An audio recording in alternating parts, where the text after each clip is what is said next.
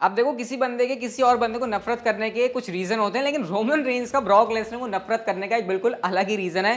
Triple H यार sadly retire नहीं होते तो आपको वो रेसलमेनिया 38 में कंपीट करते हुए दिखाई देते। गेबल स्टीवसन के बारे में ऐसा प्लान है भाई, आपकी उसको जान के दुनिया हिल जाने वाली है। और रॉ वर्सेस स्मैकडाउन का डब्ल्यूडब्ल्यूई मैच प्लान कर रही है मंडे नाइट रॉ के एपिसोड के लिए। तो भाई हर बार की तरह इस वीडियो में भी आपके लिए कमाल की चीजें। आप लोग इस वीडियो को लाइक कर दो, वीडियो को लास्ट तक जरूर देखना। तो फिर देर किस बात की, शुरू करते हैं। Okay. Hello chatters, my name is Rohit and you are watching Wrestle Chatter. सबसे पहले गाइस हम लोग बात करते हैं द गेम ट्रिपल एच के बारे में, जिनको कार्डियक इवेंट के बाद रिटायर होना पड़ा डब्ल्यूडब्ल्यूई से। वो हमको रेसलिंग रिंग में कभी भी कंपीट करते हुए दिखाई नहीं देंगे। हम लोग ऐसे सोचते थे कि यार किसी भी बंदे का लास्ट मैच हो तो उसको हम याद रखें ना, बट उनका लास्ट मैच इस तरीके से हुआ कि हमको वो समझ भी नहीं आया कि वो उनका लास्ट मैच था। तो ट्रिपल एच ने अपने इंटरव्यू के अंदर इस बात को रिवील किया कि देखो रेसलमेनिया 38 में मेरे इन रिंग प्लान्स थे। इवन मैंने विंस मैकमैन से भी इसके बारे में बात करी थी और मेरे को इस साल डैलस रेसलमेनिया के अंदर होना ही था, मुझे कंपीट करना ही था। बट मेरे साथ जो वो हार्ट वाले इश्यूज हुए, उसके बाद मुझे पता चला कि नहीं, अब मैं नो मोर इस चीज़ को, अब मैं नो लॉन्गर हूँ ये चीज़ करने के लिए। तो उसके बाद रेसलमेनिया 38 के जो मेरे प्लान्स हैं वो भी कैंसिल हो गए। मतलब अगर triple H fit and fine होते तो इस साल रेसलमेनिया में डेफिनेटली उनका मैच होता। और ट्रिपल एच एक ऐसे बंदे हैं जो कि डब्ल्यूडब्ल्यूई के अंदर कुछ ही ऐसे पुराने सुपरस्टार्स में से एक बचे हुए हैं जो कि किसी बड़े शो के ऊपर कंपीट करें, हमारी उम्मीद रहती है। बट अब तो अनफॉर्चुनेटली वो भी नहीं कंपीट कर सकते, रिटायर हो गए हैं। तो काफ़ी सैड है कि अगर ट्रिपल एच मतलब ठीक ठाक होते तो वो मैच हासिल करते, बट अब वो नहीं कर सकते। और एक बात खुद से ट्रिपल एच ने रिवील की है, तो बस ज़्यादा कुछ बताने के लिए है नहीं, बट जैसे आपको बताना था कि काफ़ी बुरा है ये कि मतलब रेसलमेनिया के अंदर ट्रिपल एच कंपीट नहीं कर रहे, वो भी अपने हेल्थ इशू की वजह से, और ना ही आगे जाकर अब करने वाले हैं। हम चलते हैं गाइस अपनी अगली स्टोरी की तरफ। और रेसलमेनिया 38 की डब्ल्यूडब्ल्यूई ने प्लान्स बदल दिए जो हर साल उनके ट्रेडिशन में हुआ करते थे। अब आपको पता है हमको Andre the giant memorial battle royal देखने को मिलता था, और डब्ल्यूडब्ल्यूई ने विमेंस बैटल रॉयल को भी अनाउंस किया हुआ था। लेकिन गाइस इस साल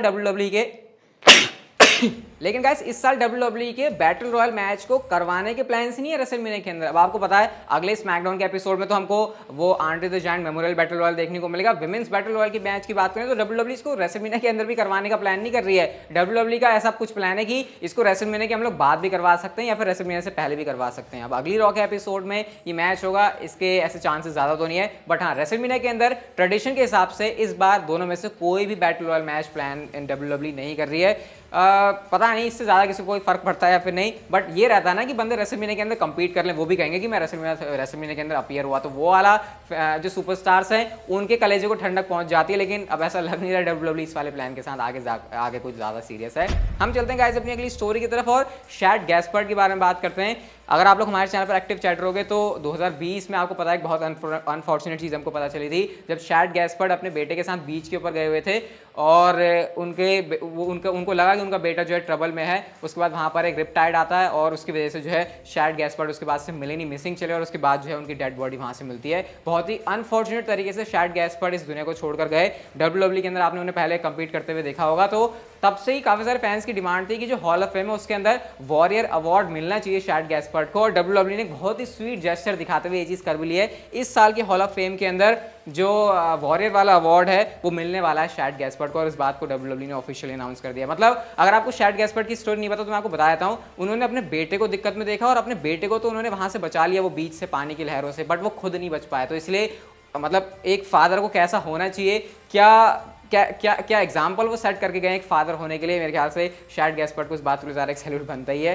तो डब्ल्यूडब्ल्यूई उनको वॉरियर अवार्ड दे रही है, तो ये काफ़ी एक अच्छी बात है। तो ये स्वीट जेस्चर होते हैं डब्ल्यूडब्ल्यूई की तरफ से, जो पर्सनली मुझे तो काफ़ी पसंद आते हैं। हम चलते हैं गाइस हमारी अगली स्टोरी की तरफ, और ये भी ट्रिपल एच से जुड़ी हुई है। और ट्रिपल एच के बारे में एक इंटरेस्टिंग फैक्ट बताया हमारी सबकी अलेक्सा ब्लिस ने। अब अलेक्सा ब्लिस ने ट्वीट करके बताया कि देखो ये जो बंदा है यही अलेक्सा ब्लिस का जो प्लेग्राउंड है ना उसके कॉन्सेप्ट के साथ आया हुआ था। उन्होंने कहा कि ये बंदा काफ़ी टैलेंटेड है, ना सिर्फ रिंग के अंदर बल्कि रिंग के बाहर भी, और वो थैंक यू कर रही है ट्रिपल एच, तुमने मेरे लिए जो भी किया और तुम्हारा जो इन रिंग करियर है वो काफ़ी इनक्रेडिबल था, #थैंक यू ट्रिपल एच। यानी इससे हमको ये बात पता चली कि हमको ऐसा लगता है ना कि जो भी अराउंड चल रहा था ये फील्ड के, ब्रे वाइट के, अलेक्सा ब्लिस के, वो सारी की सारी बातें जो हैं ब्रे वाइट के दिमाग से याद है। लेकिन हाँ अलेक्सा ब्लिस का जो प्लेग्राउंड है उसको क्या बोलते हैं उसको इन्वेंट करने वाले खुद ट्रिपल एच थे। वैसे बात शायद हमको कभी पता नहीं चलती, लेकिन इस वजह से हमको ये पता चल गई। तो अलेक्सा ब्लिस के प्लेग्राउंड के पीछे पूरा हाथ जो है ट्रिपल एच का ही, और इससे हमको पता लगता है कि कितना अच्छा इनपुट रहता है ट्रिपल एच का। तभी तो लोग कहते हैं भाई विंस मैकमैन को हटाओ और ट्रिपल एच को कंपनी में लेके आओ,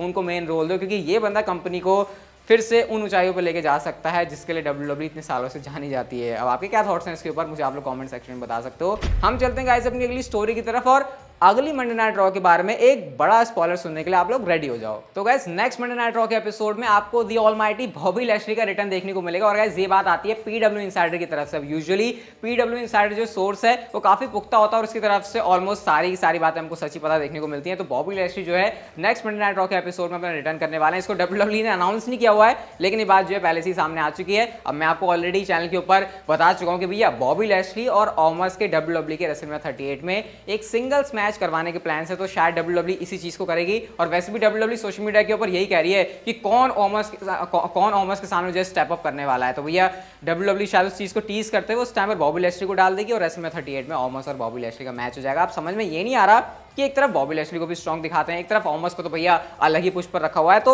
इनको लड़वा के किसी एक बंदे का तो बेड़ा गर्क होने वाला है। आप देखते हैं वो बंदा कौन होता है। बट हाँ, नेक्स्ट मंडे नाइट रॉ के एपिसोड में बॉबी लैशली अपना रिटर्न कर लेंगे। इससे अगली स्टोरी की तरफ गाइस हम लोग चलते हैं, और अब आप लोग सुनकर हैरान हो जाने वाले हो। मैं गेबल स्टीफसन के बारे में आपको इतने टाइम से नहीं कह रहा था भाई इस बंदे को हल्के में मत लेना, इसको लेकर WWE के बड़े प्लान्स हैं। ये WWE के अंदर नेक्स्ट बड़ी चीज होने वाली है, ऐसी चीज जिसको WWE बहुत ही मेजर वे में करेगी, इस बात में कोई भी शक नहीं है। तो गाइस प्लान्स क्या थे गेबल स्टीफसन को लेकर, क्या आइडियाज पिच हुए थे, अब आप लोग ये बात जानकर हैरान हो जाओगे। अगर मैं आपसे ये कहूं कि इस टाइम WWE के अंदर कौन ऐसा बंदा है रोमन रेंस के अलावा जिसको लेकर हमको फील आता ही नहीं है कि ये बंदा हार सकता है। अब आपको ज्यादा भी दिमाग लगाने की जरूरत नहीं है, वो सुपरस्टार कोई और नहीं बल्कि ऑमस है। तो बैक से WWE के ये प्लान चल रहे थे कि गेबल स्टीफसन का WWE के अंदर डेब्यू मैच में ऑमस के अगेंस्ट में अपोनेंट मिलेगा, और स्क्वॉश मैच के अंदर गेबल स्टीफसन ऑमस को हरा देंगे। और स्क्वॉश मैच कोई ऐसा नहीं 20-30 सेकंड का WWE गेबल स्टीफसन और ऑमस का मैच करवाने का प्लान कर रही थी, और गेबल स्टीफसन एकदम से खत्म और तहस नहस कर देने वाले थे ऑमस को।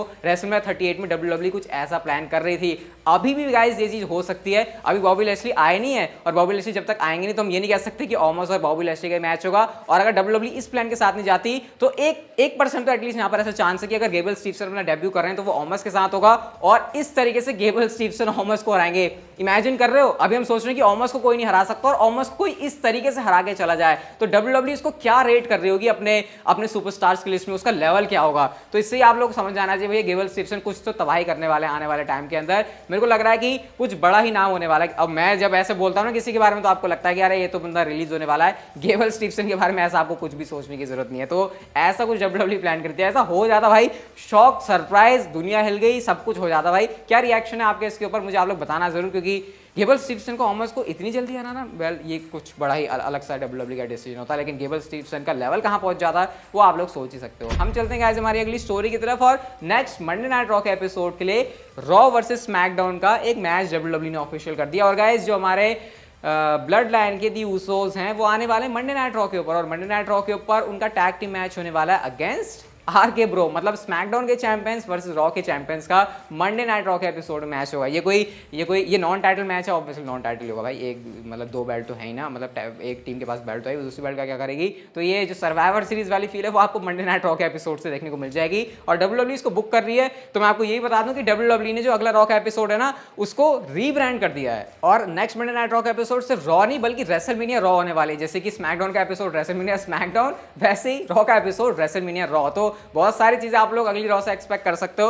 अब एक्साइटमेंट तो भाई है ज्यादा, क्योंकि रेसलमेनिया से पहले और रेसलमेनिया की बात की रॉ अगर आपने नहीं देखी तो भाई फिर आपने रॉ के एपिसोड में देखा ही क्या। तो देखते हैं फिर रिटर्न के साथ साथ इन बड़ी चीजों के साथ साथ रॉ वर्सेस स्मैकडाउन का एक चैंपियन वाला मैच भी आपको देखने को मिल जाएगा। हम चलते हैं गाइस हमारी आज की नेक्स्ट फाइनल स्टोरी की तरफ और बात करते हैं रोमन रेंस के बारे में। अब रोमन रेंस अपने आप को ग्रेटेस्ट ऑफ ऑल टाइम तो कहते ही हैं, अगेन वो इस चीज को कहते हैं कि भैया जिस जगह पर लोग आने की कोशिश करते हैं ना मैं उस जगह पर ऑलरेडी हूं, मैं जिस तरीके से काम कर रहा हूं कोई मेरे लेवल पर नहीं है, मेरा गॉड लेवल चल रहा है। फिर उन्होंने ब्रॉक लेसनर की भी यहाँ पर बात करी, और क्योंकि रोमन रेंस गॉड लेवल वाले कैरेक्टर के अंदर है तो ऑब्वियसली वो ब्रॉक लेसनर की तारीफें तो नहीं कर सकते, लेकिन उन्होंने कुछ ऐसी बात की ब्रॉक लेसनर के बारे में जो कि आपको हैरान करेगी। उन्होंने कहा देखो मेरे लिए ब्रॉक लेसनर के लिए बहुत ज्यादा रिस्पेक्ट है, लेकिन जब बात आती है 1-on-1 की, एक दूसरे के अगेंस्ट जाने की, तो ऑब्वियसली मैं ब्रॉक लेसनर से हेट करता हूं इस वजह से क्योंकि उनको कंपटीशन रखना है ब्रॉक लेसनर से, क्योंकि उनको पता है ब्रॉक लेसनर किस लेवल पर काम करते हैं, और इस वजह से उनकी जो हेट है वो ब्रॉक लेसनर के लिए है। अगर मुझे ब्रॉक लेसनर के अगेंस्ट में जाना है तो मैं हमेशा रिस्पेक्ट के साथ नहीं जा सकता, मुझे मुझे पता है कि वो कितना अच्छा एथलीट है, कितना अच्छा परफॉर्मर है, लेकिन अपने आप को पर्सनली मोटिवेट करने के लिए वो अगेंस्ट में जाते हैं ब्रॉक लेसनर के। मतलब बंदे को,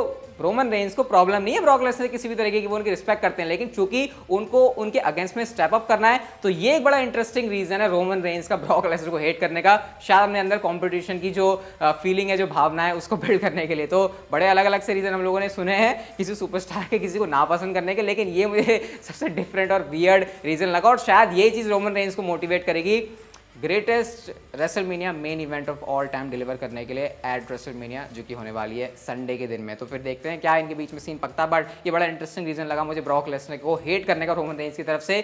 आज की वीडियो गाइस यहीं तक की थी। अगर आपको अच्छी लगी तो लाइक कर दो, शेयर, सब्सक्राइब और नोटिफिकेशन बेल को आप लोग ऑन कर सकते हो, and see you guys in my next video.